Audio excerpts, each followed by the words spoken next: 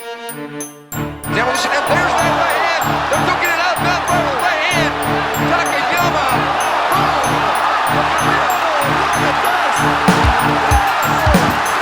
Green trunks for the southpaw, the notorious Conor McGregor. Black trunks for the champion, Jose Aldo Jr. Conor relaxed, smiling. Oh!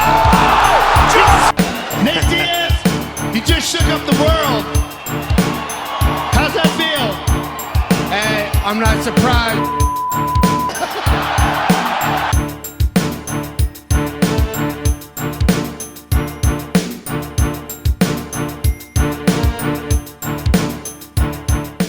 How's everyone doing out there? Thanks for joining me. Welcome to this week's episode of Chingasos Combat Crew. I got tons of fight news for y'all out there.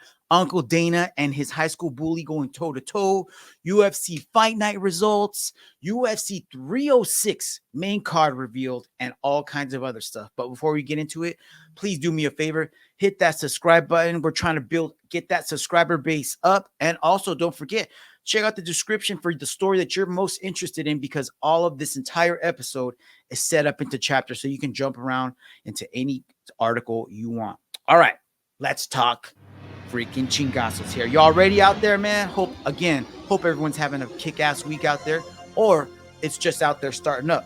But you know who's not having a good start out there is our boy on the screen right now, Islam Makhachev, and our boy Armando Tsarukyan. It looks like someone has thrown a ratchet into the plan. Что по поводу руки? Как идет восстановление? После боя, The interview is in Russian, Dagestani, whatever they're speaking, but basically something happened to Islam's hand, and apparently he has a partial ligament tear. So there's nothing that can be done about that. Nothing can speed that up other than time. So he's probably going to be on the shelf for the rest of 2024. My only concern now is what's going to happen with the anti-bullying PSA that our boy Armando's supposed to be hooking up, man. What about the kids, bro? What about the kids? It doesn't matter because UFC comes first. Well, since Islam is going to be on the shelf, what does that mean about the future plans? Ariel Helwani reported that this is a super serious injury, and because of that, plans with the UFC are changing. And according to Ariel, he retweeted something that Playboy Ock was saying, and Playboy Ock said that Topuria just said on Spanish TV that he will be fighting Max Holloway in Abu Dhabi in October. So I'll have more news on that in just a bit with the entire card revealed. So you're going to want to stay tuned, or you're going to want to go ahead and go forward and look for that chapter down below. Next story. Oh, yeah. Last week we had UFC 305 in Manchester. And as you remember, me and Cousin Ann on here, we're talking about the start time. Prelim started like at 11 o'clock at night, our time, midnight. Actually, I'm sorry, regular time for us, but over there, it was 11 p.m., midnight. Main card or main event, I believe, kicked off like at 5:30 in the morning or some crap. So made it really hard for the fan, not only for the fighters, but for the fans. Check out this guy. Paid all that money just to go to sleep. Can't even enjoy it. Here with the former champion, Leon Rocky Edwards. Of people knocked the F out. Broken necks throughout the arena. Look at that. My boy can't even clap. Sad, sad, sad. But Uncle Dana don't give a F because he already said, hey, because of the poor performances, no more extra bonuses. That's pretty messed up, man. I like what Expensive Cattle has to say on Reddit. Who would have thought having athletes perform at the highest level at a ridiculous time would result in sloppy, slow fights and a poor atmosphere? I agree. Dana is a tool. You wrong for this one, Dana. You wrong. What the fuck? Super wrong. All right. Sticking with the theme of fighting in the middle of the night, check this out. Arnold Allen revealed that in his preparation for his main card fight at UFC 304, that he was adjusting his sleep schedule. So he was trying to flip the script so that he would be wide awake during fight time. Unfortunately, somewhere along the line, he had a very hard time adjusting to the time change and wrecked his car. I didn't listen to the interview, but it sounded like he made it okay out of it okay because he did end up fighting and kicking the shit out of Giga. But that's kind of messed up, man. So apparently lots of guys had trouble with this. So somebody who had an issue with the whole time change. And if you know what I mean? Uncle Dana's got his finger down on the MMA press. Like nobody can say anything anti-UFC. Nobody can say anything against Dana White. Yeah, that's right. Because you risk being ostracized and never being allowed back into a UFC event or a press conference or even having access to the fighters if they want. You know what I mean? So it's pretty messed up. So Dan Le Batard, a pretty high up personality on ESPN, he's got his own show. He's had multiple shows before, but he was talking about this. And he just said, hey, this isn't fair. This should never have happened. And even the fans are saying this. Check this out. Another Redditor out there says, I can't wait for someone to wake Dana up at 5 a.m. And then says, who gives a fuck when he complains because it's 10 a.m. in the UK? Genuinely one of the most smooth brain things he has ever said. So yeah, I'm with Dan Le Batard on this. I think this was a bully tactic. I think that this ended up blowing in Dana White and the UFC's face. They didn't get what they thought they were, and they should have just left the time change as it is. And they could have just pushed the UFC pay-per-view earlier on in the States. Nobody would have complained about that. Or they could have just kept it at the same time, and no one would have even gave a shit, man. Pretty sure no one would have gave a shit. All right. We got UFC 305 coming up in 2 weekends. So not this weekend, but the weekend after that, I believe. Check this out. Main card on the screen. Pay-per-view being opened up by Li Jingliang taking on MMA nerds Carlos Prates. Australia's own Tai Tuivasa taking on Jairzinho Rosenstrike. Hey, someone might die on that one, bros. Matthias Gamrot taking on Dan Hooker. That one's going to be a barn burner. Hopefully both of those guys come with extra oxygen tanks because I know they're going to be pushing the pace. And then co-main event, KKF taking on new up-and-coming fighter who just fought for the strap, came up a little short, but he's ready to go back and get another taste, Steve Erceg. And then main event, bros. Main event, DDP taking on Israel Adesanya. Let's go. Fight is just around the corner, so I would imagine we're probably going to hear a lot of shit talking, a lot of stare downs, a lot of Twitter feuds starting to heat up, specifically with that main event. We got to find out who's the most African fighter in the UFC, right, guys? No, I'm kidding, man. All right, check this out. Last weekend, you guys remember our boy Belal Muhammad went to work on Leon Edwards. And not only did he take home the welterweight strap, but he broke the Luke Thomas curse. I know Luke Thomas is like, hey, I have nothing to do with this. I just pointed this out, but everybody likes to call it the Luke Thomas curse. For those of you that may not know, the Luke Thomas curse is fighters over the age of 35 and fighting at 170 pounds and above are like 2-28 on this, like it says on the screen, and both of those wins are coming from our boy Tyrone Woodley. Well, now guess what? The fighters over 35 and 170 pounds and above are now 3-28, with Belal Muhammad joining that group. So congratulations, Belal Muhammad. You are the man, bro. You're the man. That's right. That is right. So y'all remember this dump up there, man? When Belal dumped Leon on his head like this, I was like, yo, bro, this is a wrap. This is not the same Belal that got poked in the eye. And actually, we don't even know if it could have been the same Belal, but we just didn't get to see enough of it. But this time, Belal had enough. And I also want to point out that Leon did tweet out soon after the fight. He said, to my fans, I'm sorry. I couldn't get the job done this time. I've been through harder times than this in life, and I will rise again. Thanks for all the love and support. I will get this back in blood. Doubt it, bro. And I also think that it's not going to happen anytime soon because I've already heard Belal say that, hey, get to the end of the line, bro. Get to the end of the line. How about this? Leon Edwards' coach revealed on some podcast that going into this fight, Leon was experiencing a back injury. I didn't listen to the interview, so I don't know how severe the injury is. I myself have a pretty bad back. L4, L5 business going on back there. It is a pain in the butt, let me tell you. But I'm just a teacher, and this guy is a UFC fighter. So, and he also has access to the best doctors on the planet. So I don't know what the extent of the injury was, but sounds like it did affect his performance. And then when Belal dumped him on his head, that probably made it even worse. But if you listen to this interview on Submission Radio, it sounds like Leon's camp is wanting a fight with Ian Gary next. So we might be getting our wish, people. Get ready for that, guys.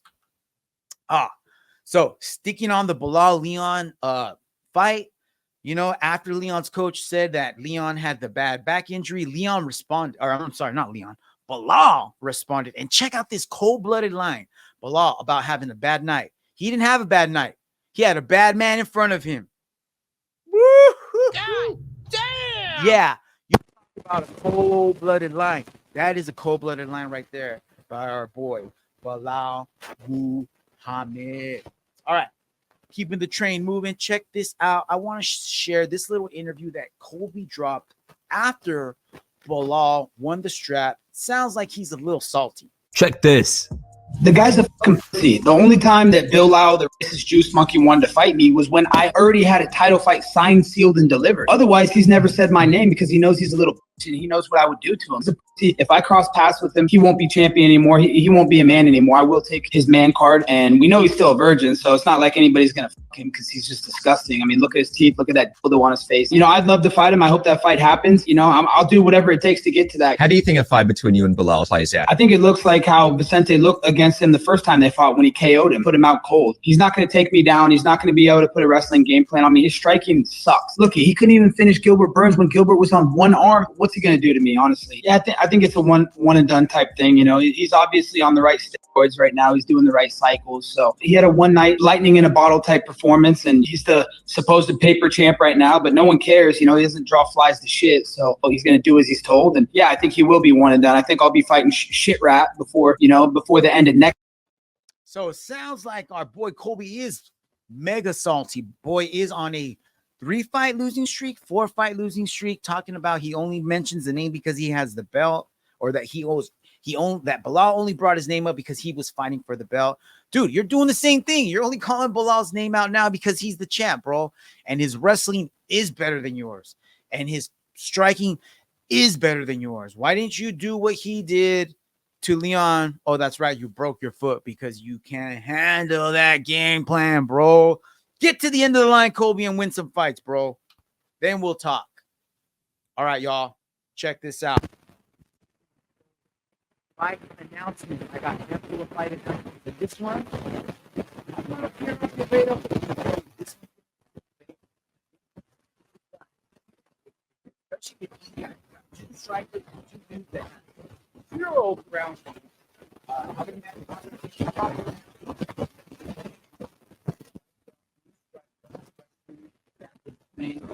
Taking on Robelis,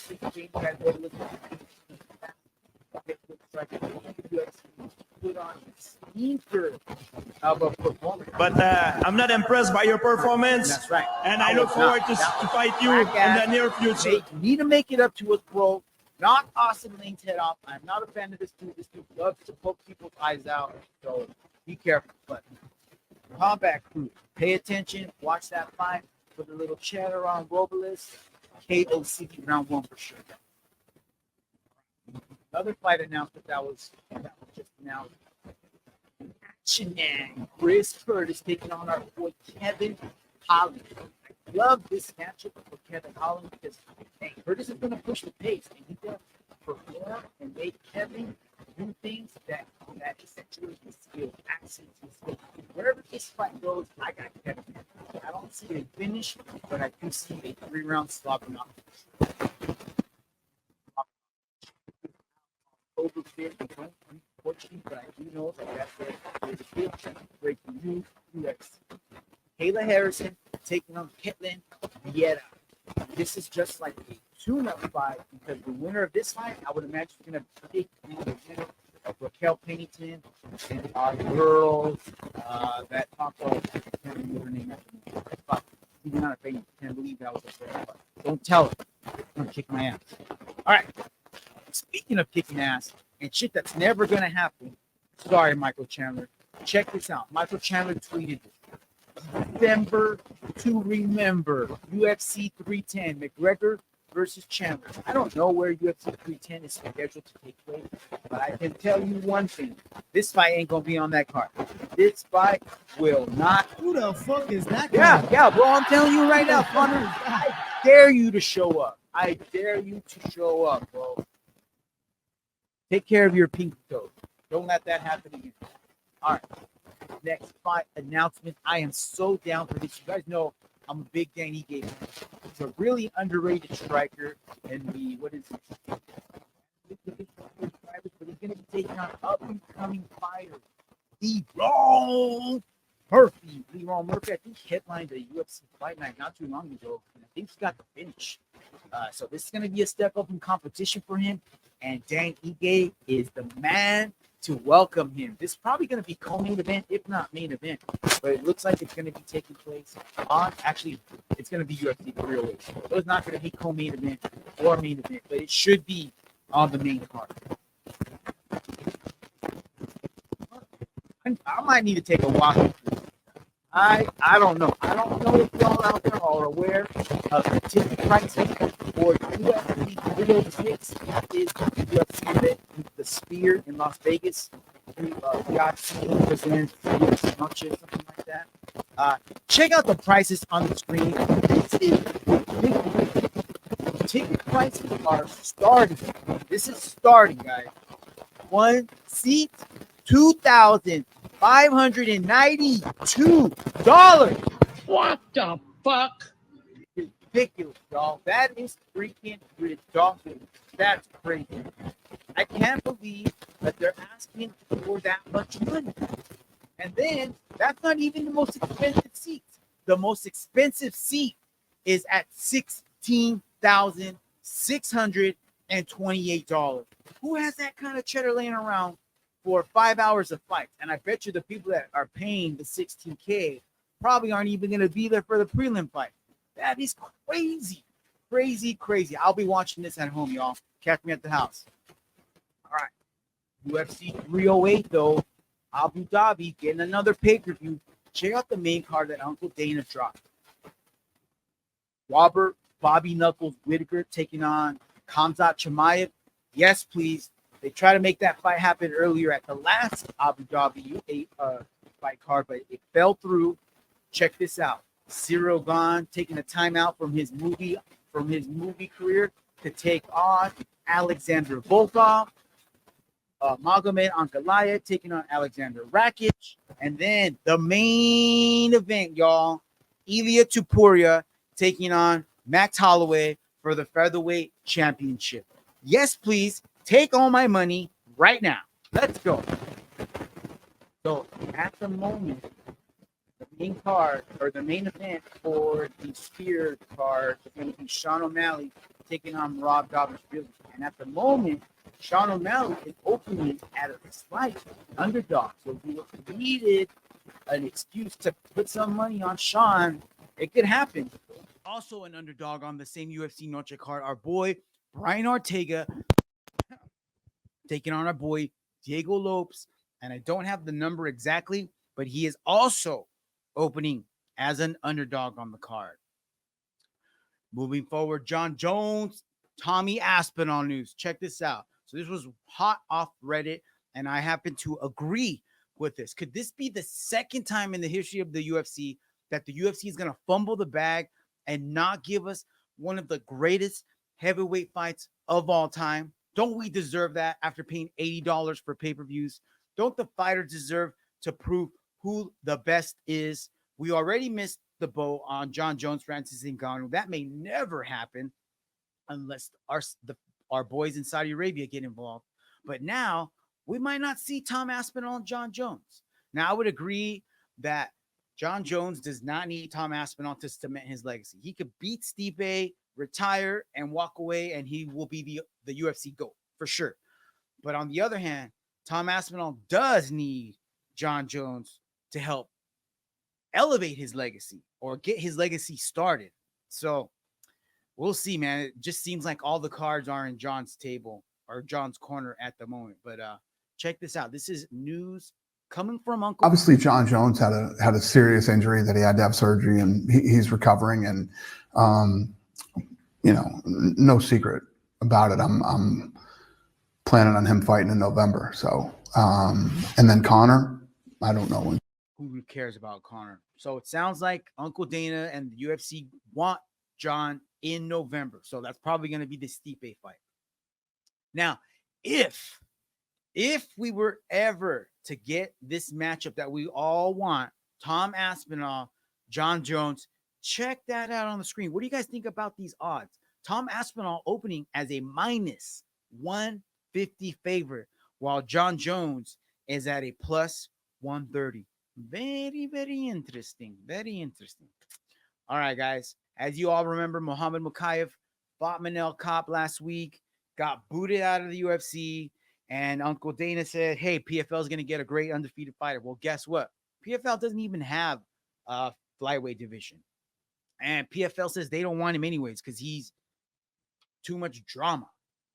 And check this out. This is what Gilbert Burns says. Gilbert Burns says that there are other reasons why the UFC let him go besides the Manel Kape situation. So he says that he did not want to fight Pantoja at 301. He declined to fight Brandon Royval. And he also said that there's other factors at play. So who knows what those are. Check this out, though. Look who wants a fight with him. There's a certain guy who looks like he's leaving UFC. I'm sure one champ should be interested in him. Mohamed Mokaev. What about that? Would you like to see him sign and challenge you? I'm a Dagestani killer at the end of the day. I don't think that he has the mentality of a champion. He constantly was giving the UFC issues as far as, contractual. So I already heard that PFL does not want him. They don't want the drama. Or actually, who's it? Is Ray Seffel with PFL?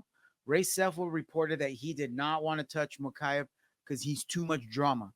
So there's not very many options left. One has not reached out yet, but I did hear the president of Karate Combat say, hey, come tune up your striking skills over here with us and then show everybody that you're a well-rounded fighter and then go back. So we'll see what happens, man. I know I've been hearing Mokaev wants to go back to the UFC. He's been pleading and begging with Uncle Dana, but I don't think that's going to go anywhere. Speaking of pleading and wanting more, check this out. News out of the Vegas federal court. The judge has denied the preliminary settlement approval in the UFC antitrust case. Trial is scheduled for Lee versus Zuffa, and Johnson versus Zuffa will proceed on its own. So if this goes through and goes to trial, I think the UFC was going to get off the hook with like having to pay like a little over 300 million, and the fighters were going to split that amongst themselves. Now that figure is going to balloon the freak up. I don't know what that number is going to be, but it's going to be a lot. It's going to be so much that Uncle Dana is reaching into his bag of tricks and trying to find any excuse to try to get this thrown out of court. Check this out. Dana White on antitrust judge. It's getting to a point now where this feels personal. I went to high school with this judge. Me and Lorenzo went to high school with him. I don't know what me and Lorenzo did to him in high school, but this seems very, very personal. What the fuck? Uncle Dana, I don't believe that this could possibly have gotten this far with this many people, with this many facts underneath it to get it to this level, bro. Come on. Shut up and pay up, bro. Or just don't say anything, man. All right, y'all. Getting to the end of the show here. Let's get into the results from last night's UFC Fight Night. Corey Sandhagen taking on Umar Nurmagomedov. I finally said it right. Ha ha. That's what's up. All right. There weren't a whole lot of finishes, so I'm just going to go over a couple of them. But this was definitely one of the hardcore finishes of the fight, of the whole fight night. Joel Alvarez taking on Elvis Brenner. Check this out. This is Anderson Silva would be extremely happy with this finish. Check this out, man. Joel Alvarez was dropping these knees for about 3 minutes, and Elvis was not blocking them with anything other than his face. And by this time, it was already too late. And Joel just unleashes a fury of knees to the dome, and he finally covers up and is like, oh, I can go down? You should have went down after the first one, bro, and started playing some jits or something. But shout out Joel Alvarez getting the finish, man. That was muy nasty. Mucho nasty, bro. And then the other only finish on the main card, Alonzo Menefield taking on Azamat Mirzakhanov. And this was a freaking abomination. Check this out, man. This is a massacre. Massacre. Menefield gave it all, but Mirzakhanov did not come to play. Menefield had a jacked up left eye already, and Mirzakhanov was like, let me throw these left hands, bro. Uppercut, left, right, left. And that was all she wrote. Look at these finishes at the end, man. He did not need to throw those, but hey, just in case, bro, look at this. 1, 2, drop them. 1, 2 hammers, done. Mirzakhanov moving on up, bro. Nice freaking finish. All right. Let's go over the entire results from the main card. As I said, I already showed you guys Joel Alvarez getting the TKO, and I think that was in round 3 over Elvis Brenner. Mackenzie Dern getting the 3-round unanimous decision win over Lupi Godinez. Tony Ferguson getting put out in round number 1 by Michael Chiesa. Round 1, 3 minutes, 44 seconds into it. Marlon Chito Vera taking on Davison Figueiredo. And bros, Marlon was so much bigger than Figgy going into this fight. I mean, he looked like death on the scales the day before, but on fight day, Chito blew up, and Davison was definitely having a hard time with him. He ended up going 3 hard rounds with him. He was able to secure a couple of takedowns to win over some rounds, land some early strikes, but it went basically kind of like how we thought. Actually, Chito probably put the pedal to the metal a little bit sooner and was landing some big strikes, but Davison was just staying away, darting in and out. Excellent game plan by Figgy, and he will definitely be moving into the top 5. You know, I don't think that he's going to get a title shot just because of what happened in the main event. Let's talk about that soon. But if something were to happen to the winner of the main event, Figgy is right there ready to claim it. Co-main event was Sharapudin, the Pirate Magomedov, taking on Michael Olajayshik.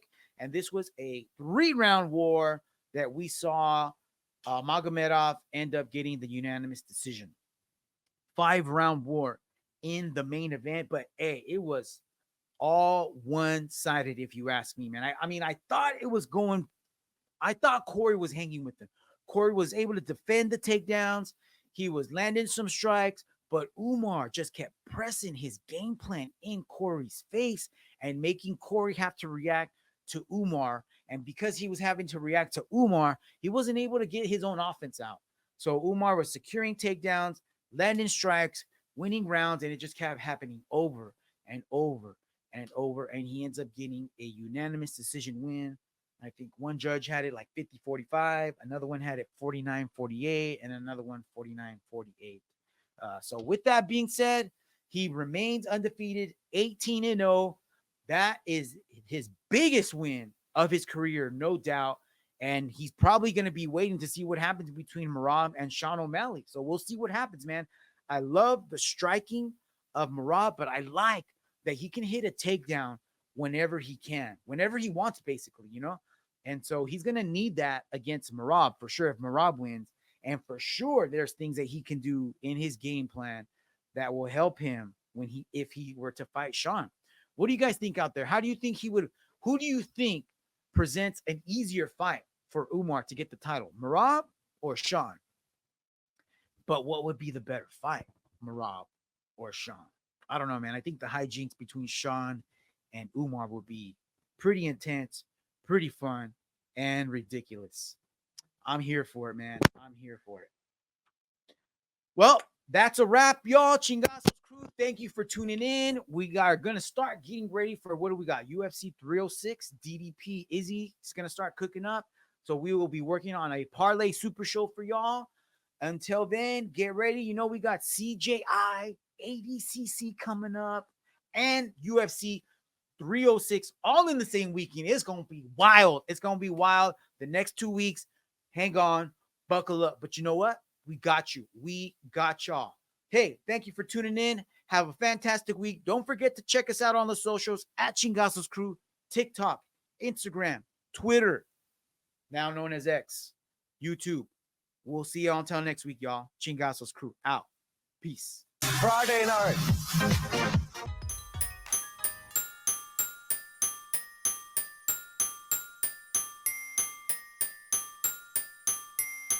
Demolition, and there's that right hand. They're looking it out. Mount Barber right hand. Takayama.